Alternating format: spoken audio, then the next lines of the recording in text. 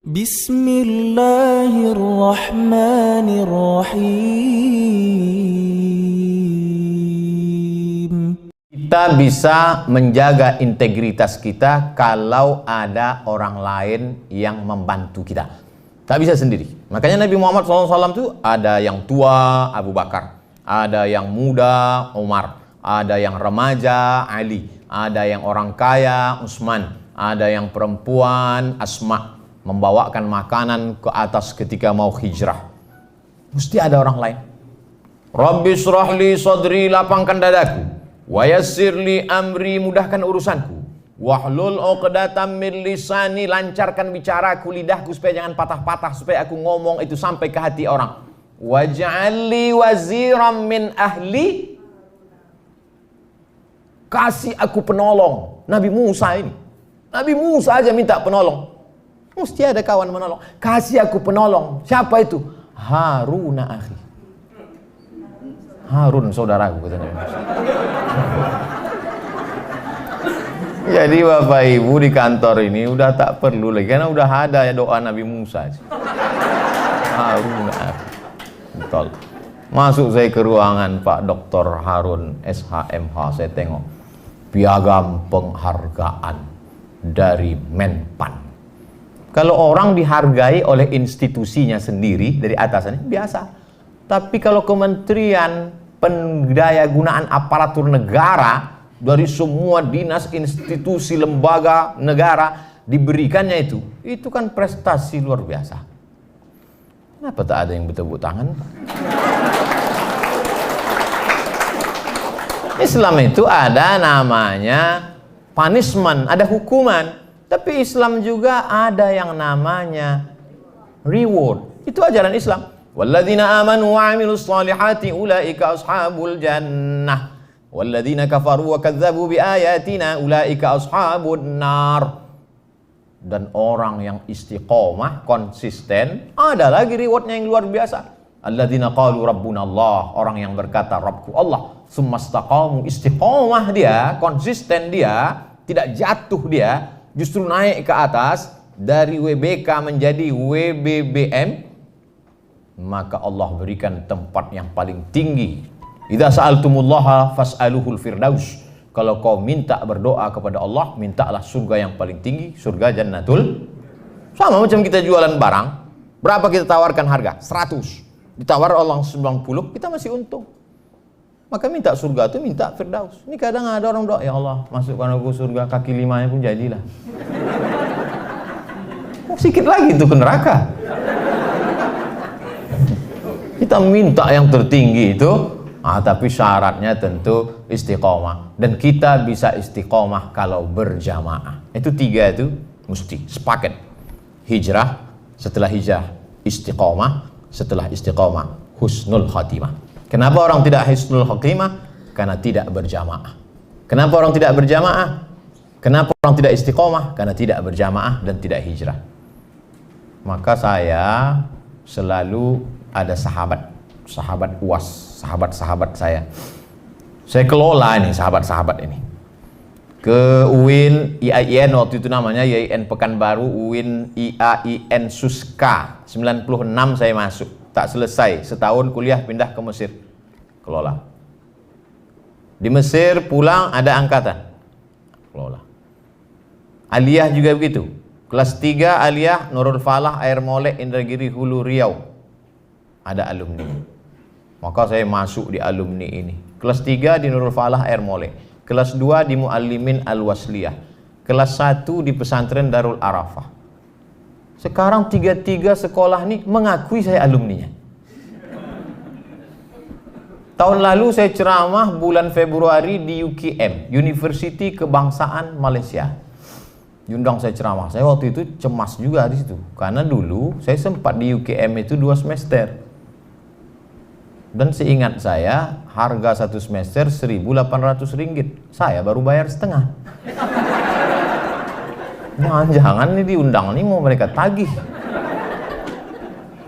Di depan profesor-profesor datanglah seorang profesor mengatakan ada definisi baru tentang alumni, katanya. Alumni gitu. bahwa sesiapa sahaja yang belajar selama empat hari, pokoknya saya masuk lah, maka dia sudah dianggap alumni. Dan Ustadz Abdul Somad merupakan salah seorang daripada alumni UKM. Tepuk tangan semua.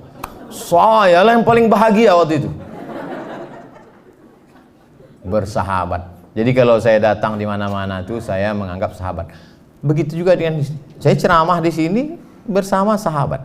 Kalau ceramah yang betul-betul orasi dengan orang lain kan tak begini bunyinya. Tentu kita jaga wibawa kita kan. Karena ini kan macam ngobrol aja, macam cerita. Singgahlah saya ke rumah seorang ibu tua. Umurnya hampir 80, profesor doktor. Saya selalu dengar ceramah Ustadz, saya senang, saya amalkan, dan lain saya senang, terus cerita. Kemudian anaknya mengatakan, ceramah itu ada 3 Ustadz Somad. Yang pertama, ceramah orator, orasi.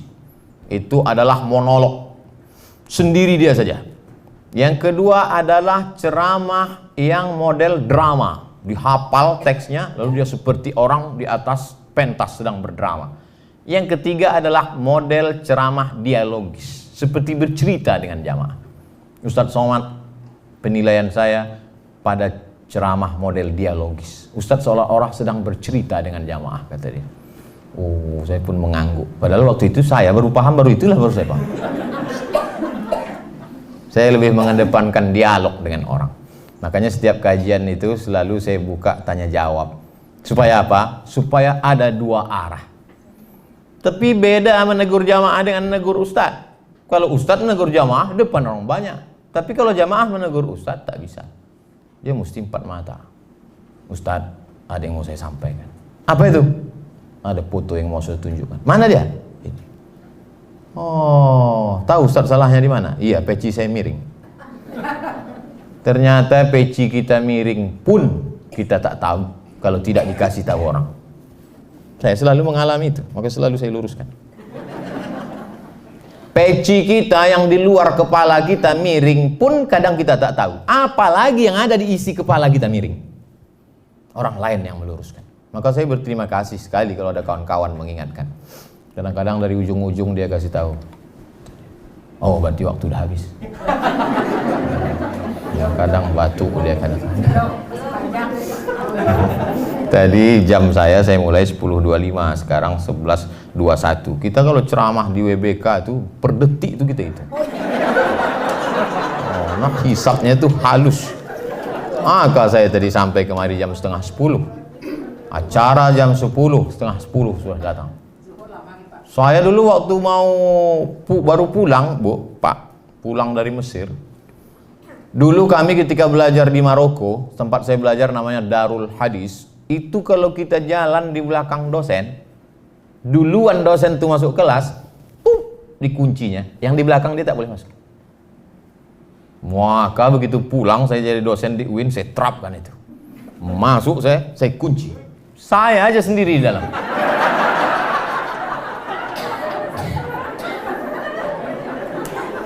Lama-lama saya berpikir, sesudah sebulan 2 bulan 2 kemungkinan. Kalau aku tak bisa merubah mereka, aku yang berubah ikut macam mereka. Akhirnya setiap jadwal jam 8:15 saya datang. Karena kalau saya datang jam 8, tak ada orang. Sudah begitu. Maka disiplin yang ada di PTA Pekanbaru ini mesti diterapkan di seluruh kampus, kantor, mesti mengikut seperti. Kantor-kantor lain datang studi banding kemarin. Aku sampaikan kepada kalian yang belum dapat WBA, wahai webinar dimanapun berada, maka datang kemari bagaimana supaya bisa dapat. Tapi yang sudah WBK tadi pula, jangan sampai hanya puas sampai di WBK, mesti ada peningkatan. Kalau masalah prestasi kita mesti lihat.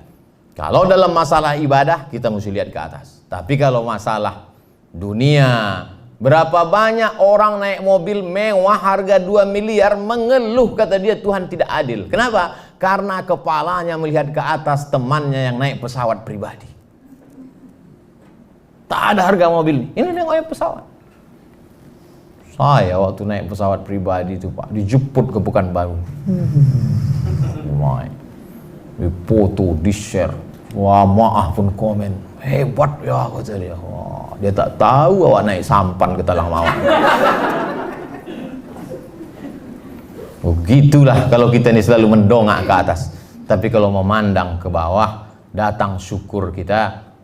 Orang tidak akan sampai pada derajat syukur kalau dia tidak pernah mau melihat nikmat Allah Subhanahu wa taala kepada seluruh berbagai macam jenis model manusia. Saya termasuk orang yang susah menangis. Banyak orang menangis, sikit-sikit menangis, sikit-sikit menangis. Saya susah. Makanya pernah saya disuruh membimbing i'tikaf. I'tikaf itu kan mesti menangis malam. Udah saya muhasabah, ya Allah, begitu banyak, tak ada menangis. 10 menit udah tak ada menangis. Lama-lama menangis saya, kenapa orang ini tak bisa menangis? Ya Allah, kenapalah orang ini tak menangis? Akhirnya menangis juga orang. Saya itu susah menangis. Tapi ada masanya saya ceramah di Panam. Itu memang dari mulai masjid itu sampai pulang tak berhenti tangis. Maaf, beribu maaf. Putus dua tangannya. Putus, tapi doanya lama. Pas di depan saya dia sholat. Hancur hati saya menengok. Kenapa tangan dia putus tapi doanya panjang? Tanganku lengkap, berdoa di bahkan tak berdoa lagi. Kanan kiri pur ke kantin.